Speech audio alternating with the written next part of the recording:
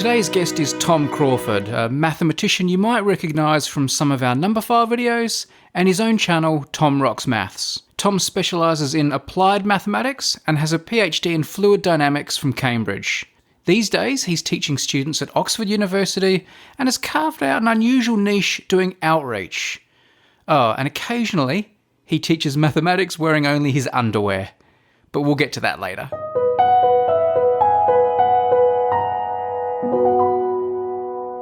You don't look like a mathematician, do you? Are people surprised when Yes, no.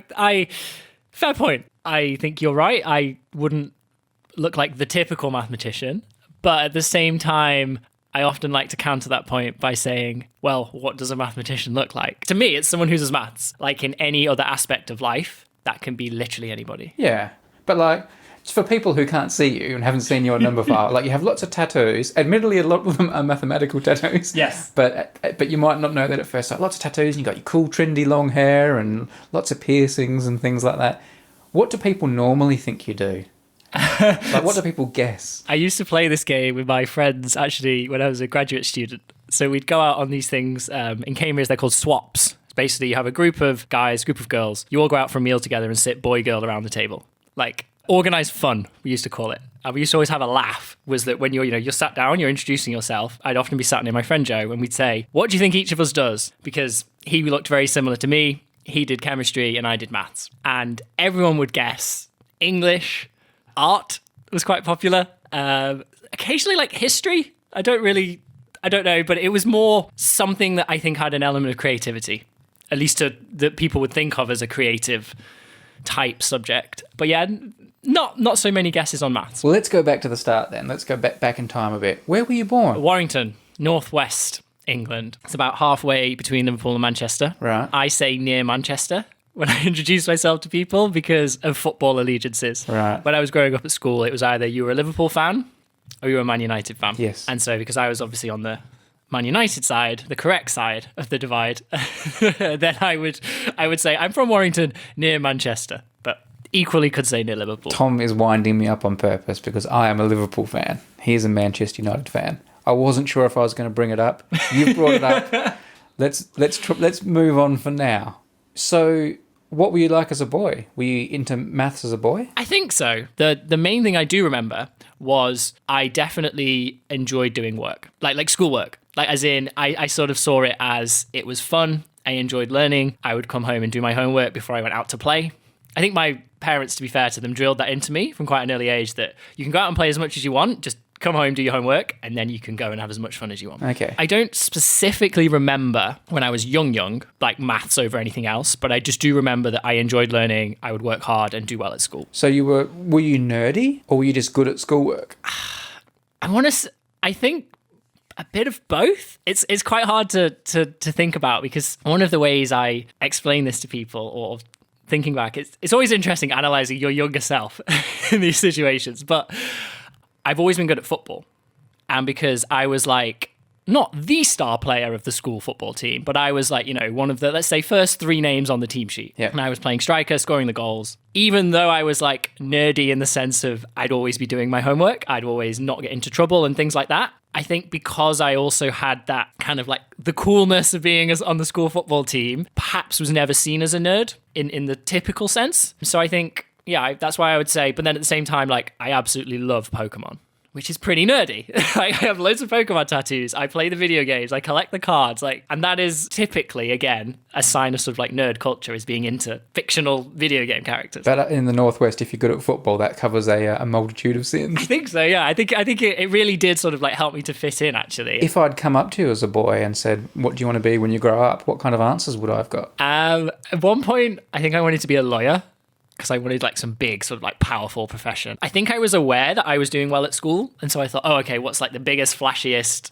awesome job? Like lawyer, doctor. I think I went through phases of thinking that. And then as I began to realize maths is what I enjoyed the most. So my earliest memory of that is maybe like year 4. So when I'm like 9 or 10, maybe. I think more and more from that point on, I began to realize that maths was actually the thing I enjoyed the most. Maths was what I was best at, I think, as well, and just made the most sense to me. So I started looking at like jobs for mathematicians and things. And I remember at one point I went through a phase of wanting to be an actuary, working in insurance and things, because it's very well paid and you apparently do lots of maths. This is, what I was told by careers advisors or internet searches. And then I actually did an internship with an actuarial firm during my undergrad, during the summer, and hated it because I was sat in an office playing with Excel. And it wasn't at all what I thought the role was. So I got to test it out. But by that point, I don't think I wanted to do it anyway. Because I was doing well at school, and as I say, I think I was aware of that. I wanted to sort of like aim high. And also, obviously, I wanted to be a professional footballer. Like, that. I was going to ask, right, for Manchester United, of course. Well, ideally, I did have trials at Bolton Wanderers when I was about 10 or 11. How'd that go? I didn't get in. I got picked, I got scouted. They would come to the games and I got invited to come along to the session. And the team I was playing for at the time, I think 3 or 4 of us got invited because we were doing quite well in the league and as part of that team. And I think 2 of the other lads did get in. Oh, I didn't. And you missed out. I know, yeah. Did you just have a bad day that day or you're not good enough?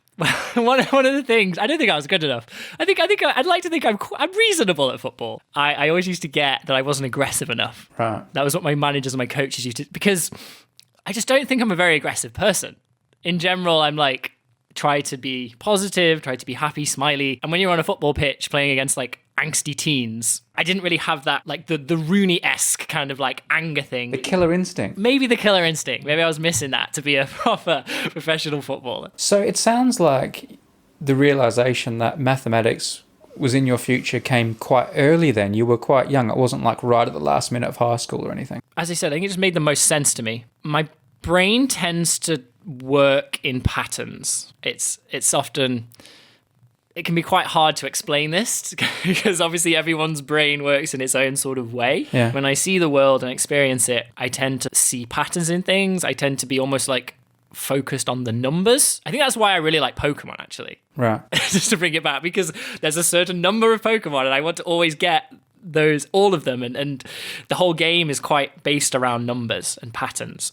And I think in general, that kind of like appeals to me. That's how my brain works. So yeah, I think my earliest memory, I was like 9 or 10, year 4, and was just doing like long multiplication for fun. Right. Were your parents mathematical? Were they like mathematical role models for you? I hope they don't mind me saying this, but I wouldn't say they were.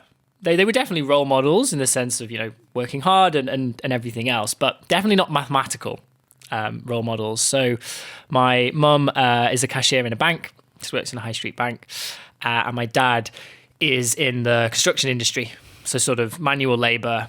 He's a thermal insulation engineer for the fancy title. That sounds good. That's just what he's trying to show off. Right. He fits like lagging and insulation, and he is sort of hands-on. And they didn't go to university? No, so they didn't go to university. They both left school as soon as possible and wanted to sort of start earning money. Right. As for whether they were clever, I think they are quite intelligent people, to be fair to them.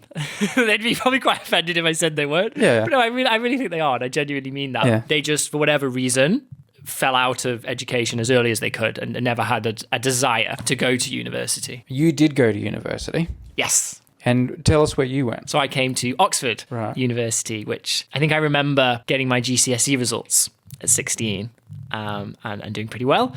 And sort of my teachers saying to me, have you thought about Oxford or Cambridge? And that was maybe the first time I'd sort of, because almost like GCSEs are like the first big result you get. You've got like school tests, but it's like GCSEs actually can in theory get you a job and things. Yeah. So that felt to me like I'd done well, and I was like, maybe this is, I want to aim for the top. I want to go for this. And so I settled on Oxford. And this was this common for people at your school or where you No, so I was just in my local state school, round the corner. It was literally my local school. My friends went there. There was talk when I left primary school. I do remember a discussion with my parents, as much as you can maybe have this discussion at 11, about did I want to go to a grammar school because I'd been doing well at school. And they said, we can send you to this further away. You get a bus every day. But I was like, no, it's fine. I want to go and keep hanging out with my friends. I want to just walk to school every day. Yeah. So I just went to my local school. I think I was one of the first people from my school to end up going to Oxford or Cambridge. And I remember coming down for the interview. So the dreaded Oxford interview. Obviously, now I do the interviews, I have to say this, but it isn't as bad as you think. But obviously, it is also slightly terrifying as a 17-year-old in a room with 3 or 4 potentially world famous professors in your subject. Yeah. And I remember the morning of the interview, and I was a little, of course, nervous, and my mum, I don't think, helped, because she had this kind of, as most mums would, this mindset that I was like I wouldn't fit in. She was like, you're going to just be treated as like the northern miner's son, kind of Billy thing. Elliot or something. Yeah. Basically, I think she thought Billy Elliot was real. And so she had this, and of course, it's not like that at all. There's a very wide range of people, as in any other university. But of course, I was quite nervous. I was going for a walk before my interview. I think it was reasonably early in the morning, which I didn't like, but it was like 10 a.m. And I'm walking around the gardens of St. John's College, where I'd applied and was having my interview. And I just do remember, and I can still remember this feeling. I'm getting goosebumps actually thinking about it. Like walking around and looking at the 500-year-old buildings and being like, this is awesome. I really, really, really like, come on, like kind of like psyching myself up. Like, Right, I want to get in now. yeah, like, and I feel like some people almost see that as like overwhelming. That can sometimes put people off, where you see it and you think, this is such a historic place, all of these amazing people that have been here before me. But for me, it was very much like psyched me up and sort of game face on, like, let's go, let's do this. If you're someone, your parents hadn't gone to university, although they, encouraged you, they hadn't gone to university themselves, and you sounded like someone who wanted to be with your mates, Yeah. You chose school with your mates rather than the posh grammar school further away. It sounds like you could have been someone who would stay where you were, like rest on your laurels. You obviously do have some self-motivation, some drive in you. Yeah, I think so. And I think it's hard to pinpoint exactly where that comes from, but I do have this idea of, I don't think that I need to be the best or anything in that sense, but I kind of, if I'm doing something, I want to try and excel at it as much as I can. I want to aim as high as I possibly can in whatever it is that I'm doing, really. And I think that was particularly true when I was sort of going through my education. And I think I probably obviously can't really think like this when I was 11, making that decision between the school. But I'd like to think that, and I think this is why my parents sort of didn't in any way push me, because they were sort of being told by not told, hinted by my primary school to say, Tom's pretty clever, like he could do really well here if he could get into this grammar school and things. I think they saw that I had enough self-motivation that I would still be able to have fun, and I would make sure that I still did the work and still worked hard and studied. What was your teachers and your parents' reaction when you got into Oxford? Very, very, very funny. I'm so glad you asked this question. I haven't thought about this story in about 5 years. So we got a phone call. We're all having dinner on like a Friday night. I think it was 2 weeks after my interview. And the phone goes. And obviously it's the middle of tea, as we would say. So my dad wasn't very happy because he was being disturbed from his tea. So he goes up, he answers the phone. He's like, yeah, what? Kind of like proper blunt on the phone. And then it was like somebody who introduced themselves as, this is Professor Charles Batty from the University of Oxford. And so my dad and then they said, can I speak to Thomas Crawford? And my dad was like, I think you'll want my son then. And he was like, yes, I think so. And then, because my dad's also Thomas Crawford, just to confuse everything. And so then he like shouts me over, and he's got like this look on his face because he's thinking that I'm in trouble. Because he's thinking I've gone down, to the interview session 2 weeks earlier. And like, I'd kind of told my parents that because I just turned 18 the week before my interview, I went out and bought us all some beers. We'd had a bit of a party in the room where I was staying with some of the other students. We'd all done our interviews. We wanted to like let our hair down a little bit. So we had a few drinks. So he thinks I'm getting in trouble for like the state. It wasn't bad. The state that I've left the room. You trashed the hotel room afterwards. Basically, right, okay. That's what he's got in his head. Yeah. So he like hands me the phone, and then I'm just, I'm having a conversation, and he's like proper staring at me. And then I just get off the phone, and I'm like, I'm in. Like this was Professor Batty who'd interviewed me to tell me that I'd been offered a place, and then he just immediately is just like, no way. And then my mum's like saying, oh, I'll get the champagne, and then goes and grabs a bottle of champagne, and It was just such a surreal, but like, because when I picked up the phone, I was like, oh no, I was so much like, because just the look on your dad's face, you're like, I am in so much trouble right now. Oh, right. I want to hear more about this party where you trashed the room. But anyway, we didn't trash the room. I think I just left a big bin bag full of beer cans. It wasn't trashed. Okay. It was just, but there are rules in place now where you're not allowed alcohol at all on site. Right. Understandably, but this was back in the day. So because I was 18, so I could buy it and then. Right. A bin bag of beer cans. Yeah. That could be a podcast title.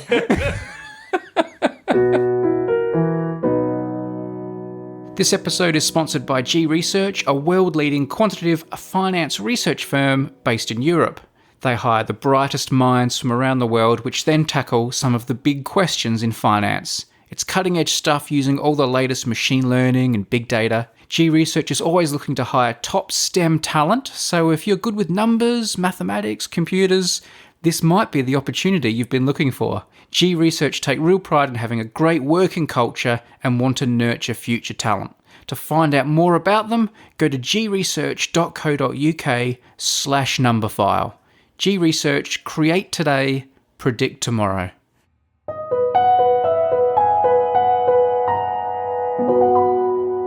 So you come down to Oxford, studying mathematics, presumably, right? Yes. Was it like Billy Elliot?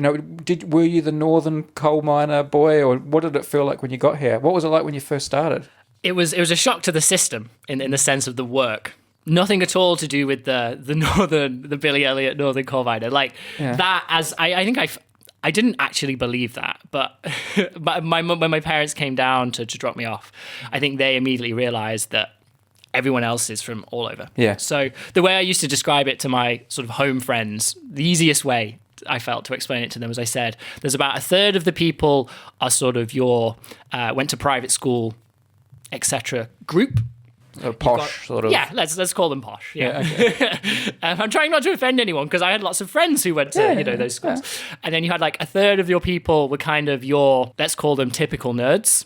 Yeah. Like just kind of all they did was sit in their room and work, kind of as you would expect, because at a elite university. And then I said, and about a third are just me, normal people. I would like to think normal person. People you want to hang out with. Right. Not that the other groups aren't people you want to hang out with, but that was what I found was the easiest way to explain it to all of my home friends. So you're the normal Manchester United Pokemon obsessed. Yeah. I don't know how normal now covered in tattoos, etc. Yeah, all right. But the work was kind of that was a shock.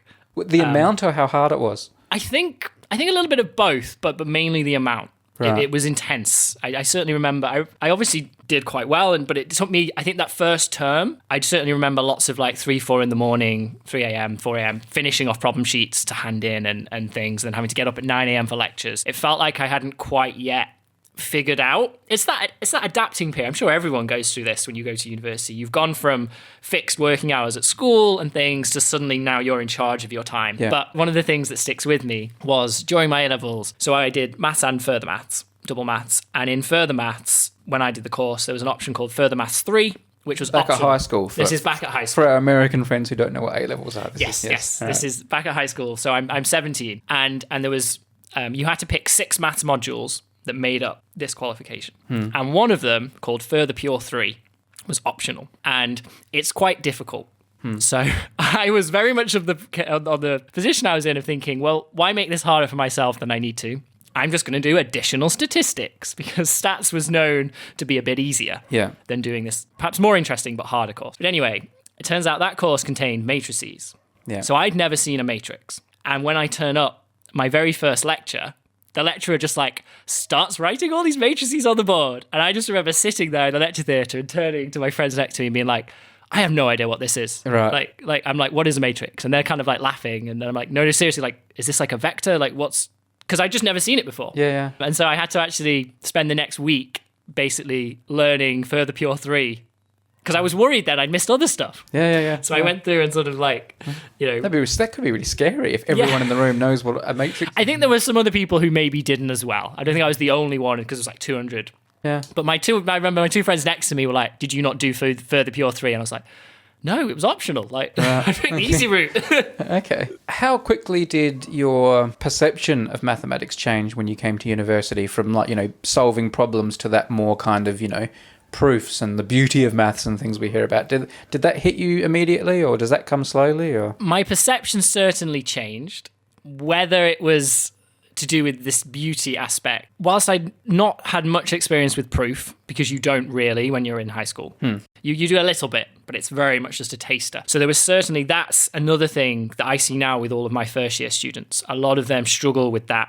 That's very new. And that can take a while to actually get into that mindset. So yeah, there was definitely that aspect of it.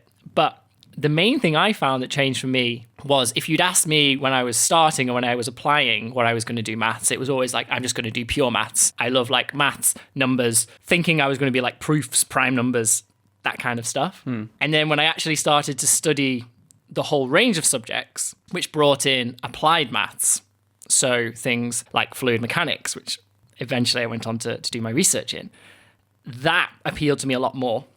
But when I was 17, 18, I remember actually talking to my dad about this because we went to an open day at Oxford and there was somebody talking about like prime numbers. And then we had a second mini talk, which was about like, I think it was like the aerodynamics of rockets. And afterwards, my dad was like, I like the rocket one. Because I guess he's thinking he can kind of picture a rocket and have some kind of idea. But like prime numbers, he was like, I was lost. Whereas I was like, oh, I love the prime number one. And I was like, I don't really care for that applied rocket thing. Which is now really quite funny looking back when I'm so much on the other end of the spectrum. When you became your father's son. Yes, very true. Yeah. Did you ever have any doubts when you started at university? Were there any of these sort of crises of confidence, or have I chosen the wrong path, or did it always feel like, yeah, this is cool? I always felt like I was on the right path. I think I knew maths was like, yeah, by this point I was doing the right subject. I definitely can remember a couple of points in my first year where I was like, this is hard. Like because of the workload, you know, being up till 3, 4 a.m. And also just something that's really hard to get used to as transitioning from a high school student who has applied to Oxford or Cambridge or another very good university and then coming to the university is you're no longer going to get everything right. So I'd kind of gone from doing my high school work where if I didn't get 100%, I'd be like, oh, come on, you can do better than that kind of. Whereas then when you come to university and it's like, if I'm scoring above 60 or 70, if I'm scoring above 70, I'm getting the top class mark I can get. First class is 70 and above. And I think that took a little bit of transitioning. Yeah, maybe because I had been so used to, you're the big fish in the small pond to being the many fish in the bigger pond kind of vibe. That maybe shook my confidence a little bit. And as I said, I think it was that adaptation period in first year. So like, for example, my exam scores in first year were the lowest of my years, right? So I did better in second year, third year, fourth year. And I think I really was adapting, but they were by no means bad. As you came towards the end of your undergraduate degree, what are you thinking? You're obviously starting to develop more specialised interests and thinking about what's next. Tell me how that unfolds. Actually goes back to probably my second year, and I think that was the first time I'd ever heard about a PhD. Really? Yeah, I had no idea. No one in my family had really been to university. Obviously, some of my friends went to university, but I'm the oldest sibling, so I don't know, it never really come up. I knew that you could keep studying maths to become a doctor of maths, but I just hadn't quite realised how that happened. You just didn't know how the system worked. Yeah. And then I began to realise and look into a lot more during my second year of my degree, this idea of a PhD, and the concept that I could keep studying after my undergrad and actually be paid to study this time. Not have to pay fees was awesome. So I think once I found that out and I was still enjoying what I was studying and everything, it felt like, I don't know, I think I kind of went towards that path sort of during my second year. Right. Once I became aware it existed. And then in terms of figuring out what I was going to do, and I also think it fit in actually towards the end, like let's say start of my fourth year because you do a 4-year course here, you do 3-year undergrad and 1-year masters. And everyone can stay for the masters as long as you're scoring at least 60 and above in your exams. So I stayed for the masters. And then I felt like I wasn't ready to get a real job. Right. Kind of like now. It's a recurring theme. And so the fact that I could keep studying everything meant I was like, right, I'm going to do the PhD. And then it was a case of figuring out what to study. And I just thought about what have I enjoyed the most so far. And again, it started in my second year when I did my first taste of fluid mechanics. And then I picked a quarter of my third year was fluids and a quarter of my fourth year was fluids, which is as much as I could do because I just really enjoyed it. Do you think that was because of an innate interest in the subject, or did you have a particularly inspirational teacher? Or I think it's both. Yeah. I think it's that I remember my lecturer in second year was really good, actually. He just had like a passion, and he's also a very good lecturer. Because some people can have a passion or can be very good mathematicians, but lecturing is a whole other skill. So I think he had that kind of, you could tell he really enjoyed what he was talking about. I really enjoyed learning it because it had sort of, I could visualize and see the applications of these discussions about interfaces, rivers, climate. I could kind of see it all realized before me. And so I think there was certainly that aspect that I had the lecturer, but also as I just mentioned, like the fact that the fact that it was so practical felt to me like a nice. And then when I was actually looking at PhDs, I actually spoke to some of the other tutors at St. John's. It was actually an engineering tutor. I remember going to his. It was quite funny. I think it was like one day after formal, I mentioned to him, I think via email, that I wanted to chat, and he said, "Oh, come to formal on this day, and then we'll have a chat afterwards." And What's we were like, formal? So like formal hall, so the fancy where you go to dinner in your like gown, and they bring you like a 3-course meal, like the most ridiculous Oxford thing ever. And as a student at the college, it cost you about £4. So obviously you did it pretty much every day, because why would you not want a 3-course amazing meal? So it takes about an hour and a half. You have to kind of plan around having this whole incredibly cool experience. And I think it was just after a formal, and then we were literally like just one of those crazy experiences that almost doesn't feel true, where you're just like sat in this very ornate room where you go to after formal, like literally drinking, I don't know, port or whiskey or something, and just having a conversation with some amazing professor in engineering about fluid mechanics. And he just mentioned that, in his opinion, the best place in the world to study fluid mechanics was Cambridge. And I found that in Cambridge they had a laboratory. And now this is something else that really caught my attention, because I'd never done experiments before. And I was like, so I can do maths and I can do experiments, which sounds kind of fun. Yeah. And it's in fluids, and that kind of led me then to go to Cambridge, to apply to Cambridge and then do my PhD. So you got your undergrad and a master's at Oxford. Yes. And then a PhD at Cambridge. Because I fancied a change. Let me ask you about fluid mechanics. I don't want to go into all the details of what you studied. We've made videos on Numberphile. People can go and watch them. It's all really interesting. But I always sort of think that the study of, rivers and water and all this mushy, messy stuff doesn't seem a good match for the exactitude and precision of mathematics. Is the mathematics of fluid mechanics a bit hand-wavy, or is it really precise and perfect like I like to think mathematics is? It's kind of both. I think you're onto something with saying it's there's lots of approximations, for sure. Again, as you said, we've talked a little bit before in a Numberphile video about the Navier-Stokes equations, and they are based on fundamental laws of physics. So conservation of mass and Newton's second law of motion. So kind of the grounding is sound. Now the problem is when you plug in the required bits for a fluid into those two laws of physics, you get very, very, very complicated mathematical expressions, which is the Navier-Stokes equation. And we just don't really understand those equations. So that's why there's $1 million prize, one of the Millennium Problems. And I read that book when I was a kid, actually. When I was 16, when I was applying to university, I read The Millennium Problems by Keith Devlin. Awesome book, explains all 7 problems to understandable for a 16-year-old. So I wonder whether that played a little bit into my choice to go to fluids, that I knew maybe there was this chance, I don't know, of $1 million. I never studied it in that sense, but that kind of hints that the maths, the equations themselves, I think, are solid because they're based on laws of the universe. But then because we can't, at the moment, we don't have the mathematical tools to properly tackle them, what we have to do is then make simplifications, make assumptions, simplify things, as you say, to kind of make it all work. So it's not quite precise, but I think for me, I enjoy the fact that you can make these simplifications. So you're studying a problem, you're like, oh, gravity doesn't matter here. And a normal person would be like, well, it clearly does because everything isn't floating. But for the fluid, it doesn't matter because the answer we get, then we compare it to the real world or we compare it to the experiment and it's the same. So I think I like that insight that you can get about what approximations or simplifications work. So when you're at Cambridge and you're sitting in labs, presumably doing things with liquids and water and thinking about rivers and all that kind of stuff that you did, what job did you think you were going to end up doing?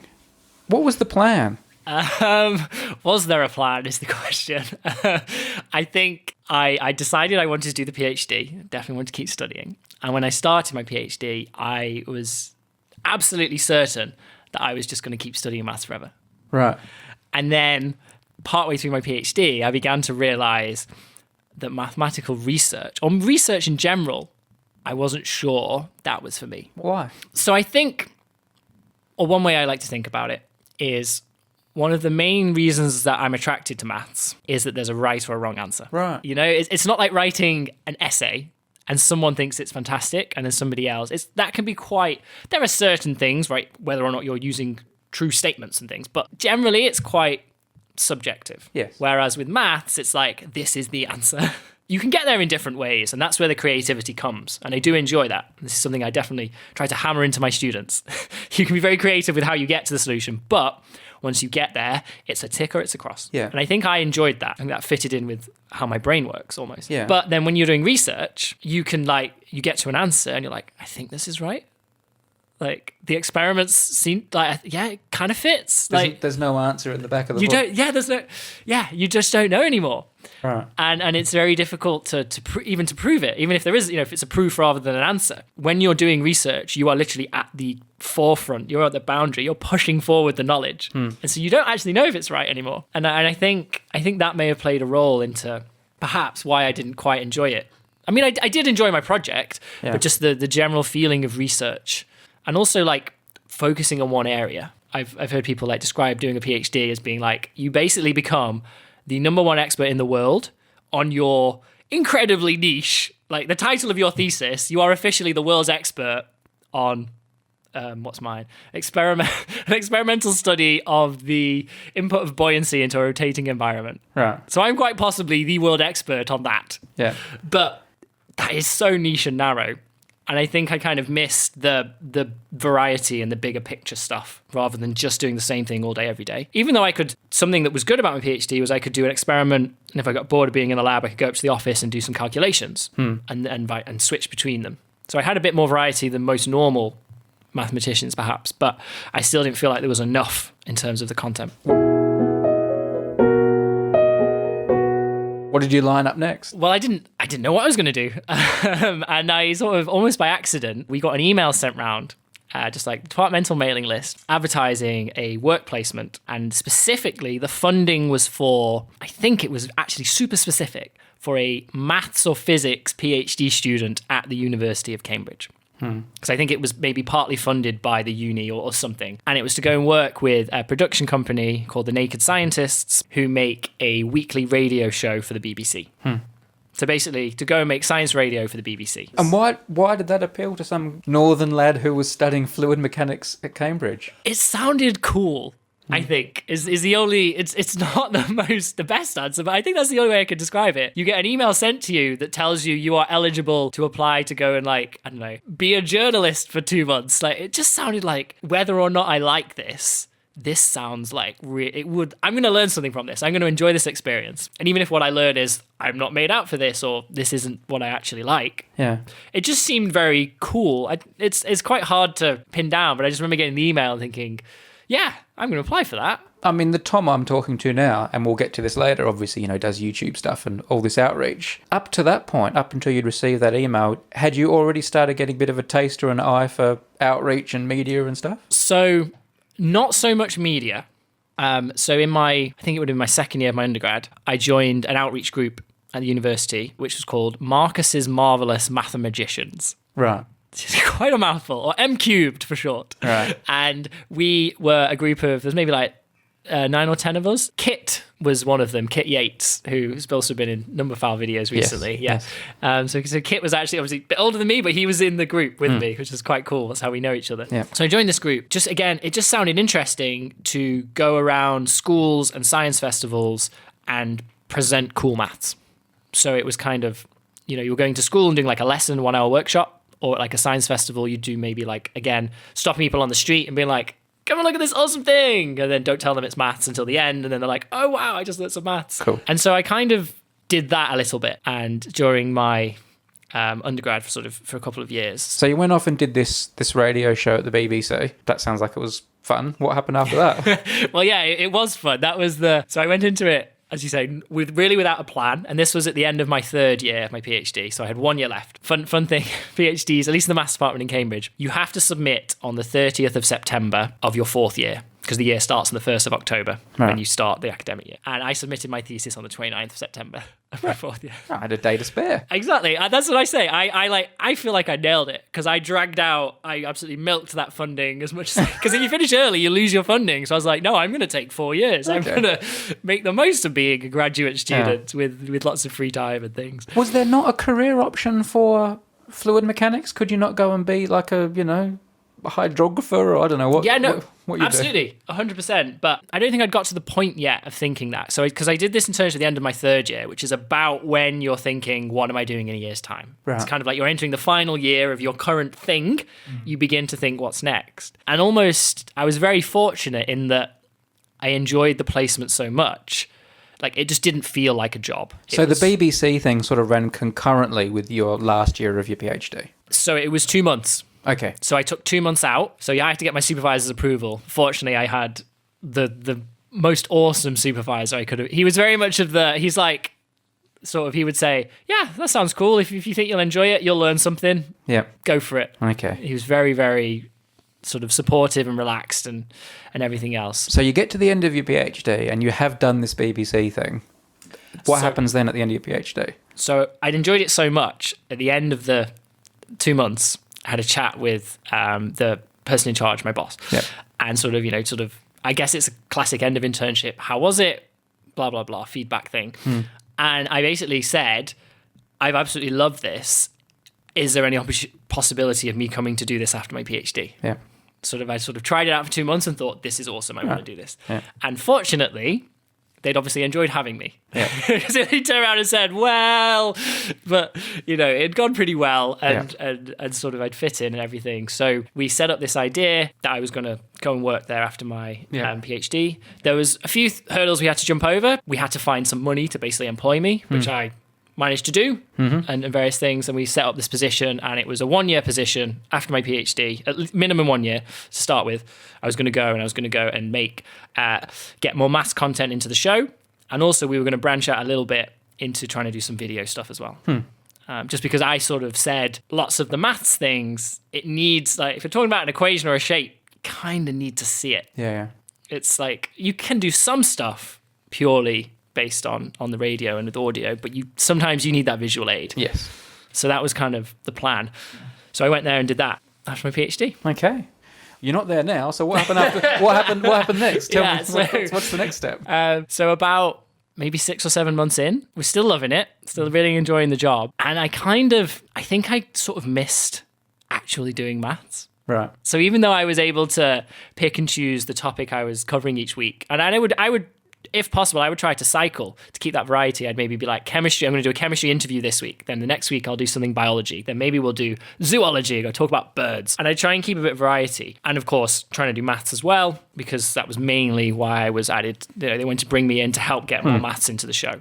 I just I think I missed doing actual maths. And so I began to think, well, how can I do actual maths, but in this kind of media context?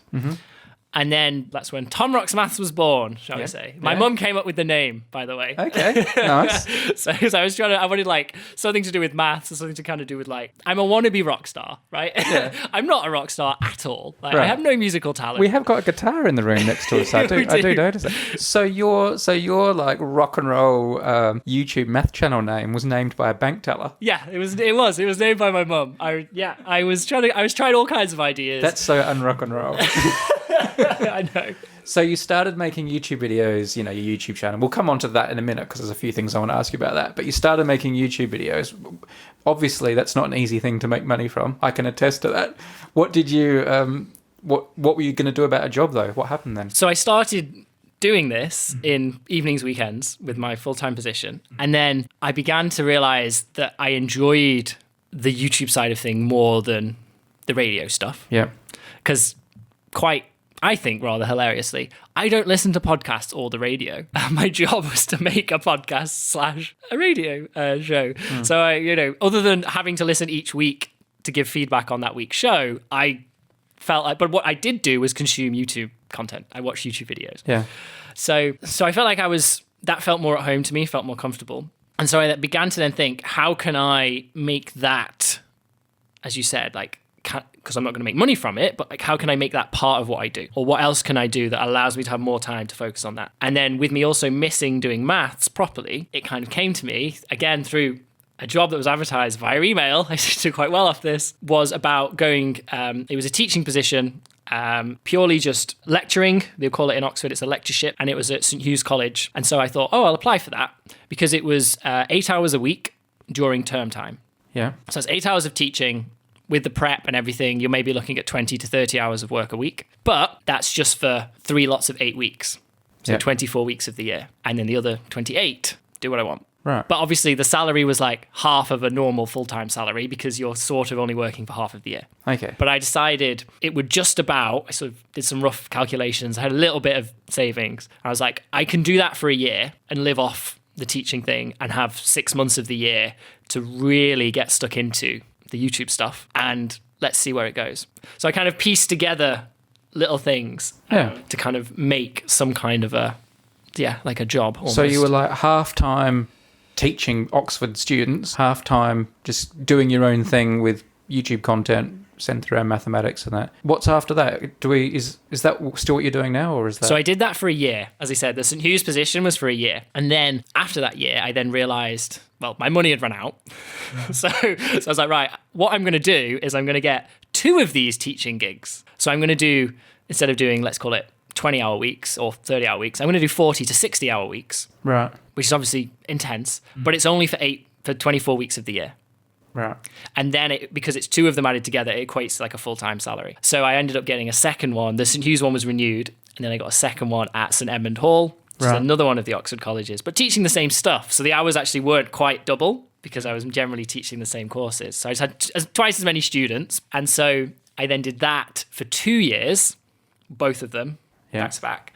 So I figured, well, I need to make this an actual permanent job because I'd been on a year-by-year contract until this point, and whilst I certainly saw pros in the freedom of that, didn't feel like I was tied down or anything. I was like, well, I probably should maybe, it'd be nice to have like a proper contract and things. Yeah. And fortunately, so I'd been at St. Edmund Hall, or Teddy Hall, as we affectionately refer to the college, for 2 years. And I remember when I started, they just had a new principal of the college who's kind of in charge of the overall view of the college. And she was really supportive of what I was doing. And along with the senior tutor, who's another sort of senior person within the college, we all sort of had a chat and figured we were all on the same page. They wanted me to be more closely associated with the college because they wanted to make the most of my online presence, let's say, and all of the talks in schools and things I was already doing could be now come under their remit. Yeah.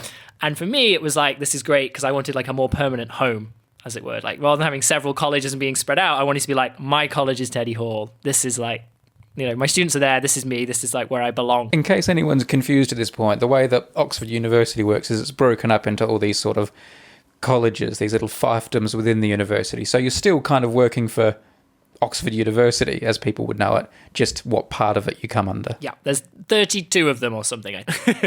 Okay, so they've created this a more secure role for you. And how would you describe that role? So my official title is Early Career Fellow in Teaching and Outreach. Right.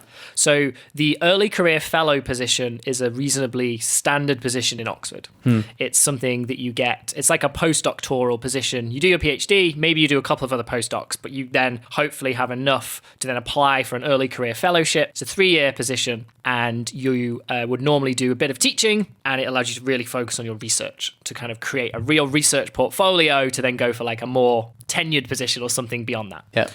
And here what we've done is we've replaced the teaching and research with teaching and outreach. Yeah. So what it kind of, there's like a formal thing of what this means, but what I've interpreted as and what they're happy for me interpreted as is all of the stuff I do with Tom Rocks Maths is now just actually part of my job. Yeah. So all the YouTube stuff, doing this podcast here with you is now part of my job, basically. And they've been really, really good in giving me, like, they've trusted me to just be like, just every now and then let us know what you've been up to. Yeah. So they can sort of document it. Oh, they can just go and watch the YouTube videos. All that, yeah. Let me ask you about the YouTube videos. You take your clothes off in some of them. This seems to be the thing that you're known for. Explain this to someone who has not seen one of these videos and tell me why you take your clothes off to teach mathematics. The concept is equations stripped. Right. And I present a famous equation and I strip the equation back layer by layer. So it's making it more and more understandable. Okay. So we start with just like, what is it? Where's it come from? Maybe a little bit about what the symbols mean. maybe a little bit more like, can we do cool stuff with it? And as I'm stripping back the equation, I decided it would be hopefully reasonably funny if I just suddenly had less and less clothes on. So as I say in the video, I'm stripping back to layer 2 and I just casually reappear on camera. There's no actual stripping because that would be awkward for everybody. Right. But I just, we cut and then I come back in and say, stripping back to layer 2, and I happen to have one less layer of clothing on. You end up with not a lot of clothes on. I end up in my pants, in my boxer shorts. Yeah. So, and I plan these things so that I wear the right number of layers at the beginning so that I end up in my underwear. And there's 2 reasons behind this. So I was kind of influenced for when I was at the Naked Scientists. So they were started around the same time as like Jamie Oliver was the Naked Chef. And like from what I remember, he didn't ever cook naked. No. Right. I was gonna say, I don't remember that being on TV. That was just because it's all about like raw ingredients and stuff. And that, I think, was the idea with the Naked Scientists, stripping science back to the basics, because it was taking research but explaining it for everybody. And I felt that we should have had more fun with that because we were a radio show, so no one could see. Yeah. So I was like all about the innuendos when I was writing scripts. I was all about making comments about, it's a bit chilly in here today, even though I'm sat there fully clothed, probably with a hat on or something. But I'm like, so I tried to have a bit of a laugh with it because I think a lot of our listeners, and when we had guests, they would make that kind of joke about, I hope I don't have to turn up naked. And so I think people were already kind of making that association. I think I was probably maybe too keen, but I think that kind of put the idea in my head of being about, this is quite fun. Let's like riff off this. And then the other thing was when I started doing the YouTube and things, I wanted to find out what kind of place I was filling in the market almost. So I wasn't just like, am I just going to make other maths videos? Well, Numberphile already does that really well. So like, what can I bring that's a bit, especially when you're starting out, I think you need something. And the thing that I thought was, well, I'm up for doing the naked thing. And it also, from talking to lots of people who didn't engage with maths, so like friends, family, etc., something that came back to me that surprised me was they said it's a very serious subject. For me as a mathematician, I now completely understand it, but to me at the time I was like, is it? Because I'd never thought of that. But for people outside of maths, I can definitely see why you would see it as serious. It follows a set of very strict rules and everything's like in order and correct, and it feels like there's not much creativity. There actually is, but to an outsider, I can understand why it might look very serious. And to me, the easiest way to make something not serious is to literally do it in my pants. If I'm stood here telling you about NavierStokes in my underwear, you can't possibly take it serious. You might not want to watch the video, you might not pay any attention, whatever, but you definitely can't see it as serious. And I felt like that was an important thing to try and get across as well. Do you think you would have gone down this path if you weren't like a super fit guy who runs and lifts weights and doesn't eat bread and stuff like that? Like... Well, funny story around that. So I've always been played football all my life. Still play with my students actually now. Still just about at 31, I can just about still play with the 18-year-old players. When I decided I wanted to do this, I actually got in touch with a few of my mates who go to the gym,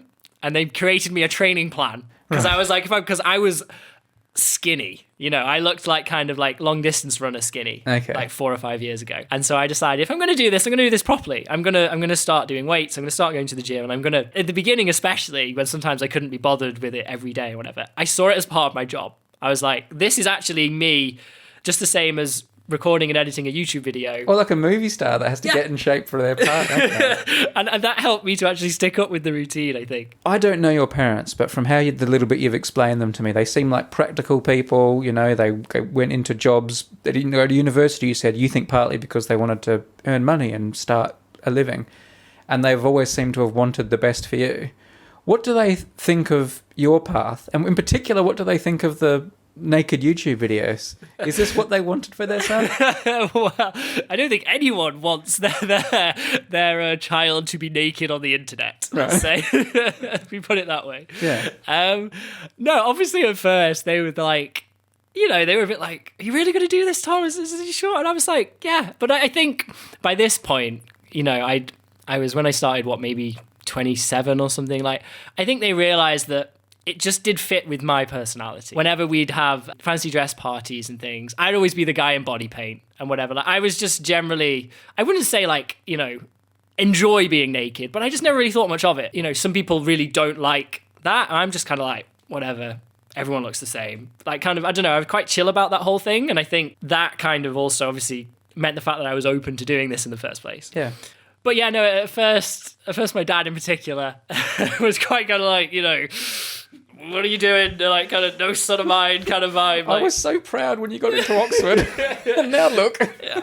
But both of them now are so supportive. And like, you know, even one thing that really got me was quite early on, actually. One of the early videos I made, like my dad just saying, just one day when I came home, just being like, oh, I watched it actually, and it's really good. And just like that, because he is not the kind of person who'd ever been on YouTube. Yeah. And you know, it was quite a touching moment that he'd actually gone out and thought, you know what, if this is what my son's doing, whether they agree or disagree, this is what he decided he's going to do. I'm going to, you know, watch some of these videos. And every sometimes, you know, he'll just message me and be like, oh, I really enjoyed your video this week. And it's still sort of, because he's very much not that person. So like, I think that's really cool. So I think they're both super, super supportive. They obviously think it's ridiculous, and they always give me like sort of quips and comments to be like, when are you going to get a real job, when are you going to grow up? But I think they can see that I'm enjoying what I'm doing, and so they're like, you know, I'm doing all right, so they're just like, cool, go with it.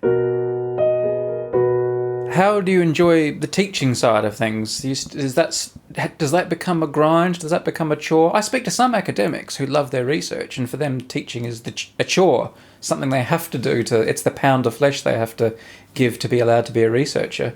But you've kind of embraced it. So that's a really common view, actually. You mentioned about some of the best mathematicians or other scientists, like the teaching, they're like, oh, I've got to teach today. I definitely have days when, you know, maybe I've got to do a 9 a.m. lecture. I'm like, you know, going to bed at 2, be like, do I really have to get up in 5 hours and go give this lecture? But in general, I absolutely love it. It's just kind of an extension of doing YouTube to me. Performing. It's just performing. I happen to, you know, have learnt this stuff myself. I happen to have the knowledge of this maths. How can I explain it so that the students understand it? Can I make it entertaining? I think I did this anyway, because I did a lot of teaching during my PhD to earn extra money. And I think even then, before I was like performing on YouTube, I always tried to make it entertaining, because I felt like people are just more interested and enjoy it and remember it more if it's entertaining. It just makes it more engaging. And so I've always tried to do that when I teach. And I think that's sort of, so I now just sort of see it as like an extension of doing a YouTube video, except it's just, you know, me and my 2 students in our little Oxford tutorial for an hour each week. Do you think, I mean, I know this is asking you to make a huge generalization, but what is teaching like at places like Oxford? Is the teaching, do you think enough attention is paid to the teaching?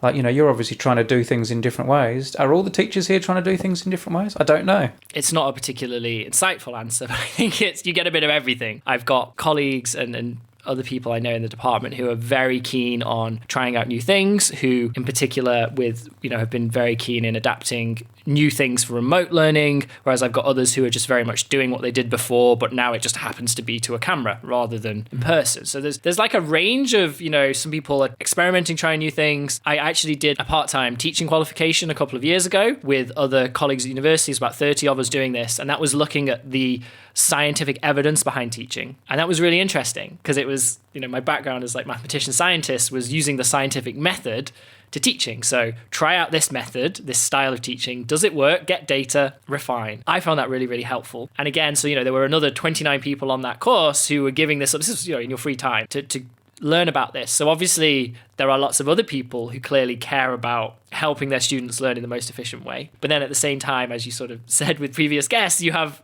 people who just kind of want to focus on their research, but they know that they have to do a bit of teaching to sort of keep the university happy. And I think that system in general is actually wrong. And this is something I found when I was trying to apply for positions a few years ago, earlier on in my career, because when I was applying for a teaching only position, in the job description, not everywhere, but in the job description at some of the Oxford colleges, it would say you need a strong research profile. And I do not understand why you need to be really good at research if all you're doing is teaching. Surely you just want to be really good at teaching, and if you happen to be good at research, that's a bonus. I can appreciate why it is a bonus, but it seemed odd to me that it was a prerequisite. You had to have a strong research profile for a purely teaching position. So I think the best way to do it would be just separate them. I'm aware possibly I'm in the minority as someone who just wants to teach, but have people who have that passion and that desire and that hopefully are good at teaching, have them do the teaching, and then have the people who are awesome at research, have them do the research. Of course, this is because universities get money from the government based on how good their research is, not how good their teaching is. Yeah, but it's it just seems very odd to me to sort of force people to do things that they don't want to do when. So I can see maybe in the past why it happened. And I can see the draw of it because I know that some students might apply to a certain university or within Oxford to a certain college to be taught by this specific person because they want that interaction. Like I was lectured by Sir Andrew Wiles, for example, or something. But at the same time, so I can see like why it overlaps. And maybe in the past, nobody wanted to teach. So you kind of had to say, right, well, if we all do a little bit, come on, everyone, if we all just do a tiny bit, we'll kind of cover it. But I think now it seems, I'd like to think there is a bit more of a shift. We'll see. I think it's maybe starting to turn towards this idea that why not have specialist teachers? They still know the maths they need to know, and they are going to really teach the students well. And then when you start progressing to graduate level, when you're doing research, that's when you then need to interact with the actual research mathematicians. But I think for undergraduate degrees in particular, just for me, just have the best teachers. As long as they know their stuff and can teach, like that's just the perfect way to do it. So you're now in the first year of this 3-year fellowship. So there is a it's still a way off, but there's a clock that's ticking. What do you want to do next? Is there a next step? Is there an end game? What do you want to be doing in 10 years? Will you be wearing clothes? Well, obviously not. Well, I mean, obviously there's a shelf life to the naked mathematician. I don't think anyone wants to see a 70-year-old man in his underwear talking about NavierStokes. So there's that aspect. But no, I think I'm really, really enjoying what I do now. So this year in particular, even with all the challenges of the current situation, this year in particular for me it's felt really nice to have that additional time to really focus on Tom Rocks Maths and YouTube and everything else. I've really been able to commit to that and I'm enjoying that a lot. So I'd like to keep doing that. I'd like to keep sort of doing more Numberphile videos, stuff like this. I love it. I love talking maths. It's what, it's what keeps me going. It gives me my energy, I think. It feels like I just started this and, the last year before that was kind of spent trying to put all of this brand new position together because that required quite a decent chunk of work to figure it all out. We had to get some funding and there was like a whole thing to put this all together. So I don't think I thought too much about it, but if I'm still doing what I'm doing now in 10 years, I think I would be more than happy. All right, cool. And how's Manchester United looking at the moment? Well, we're currently ahead of Liverpool in the league, which is always nice. Let me ask you this then, one last question. Would you hand back your PhD and sacrifice all your mathematical career to be a Manchester United player? Oh, that's a question. Probably. Thank you for being so honest. Yeah, I love football. Yeah.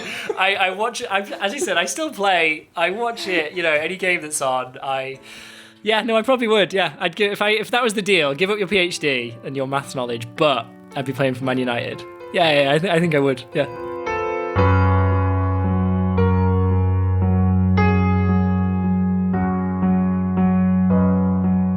That's all for today. You can find out more about Tom via some links I've included in the notes for this episode.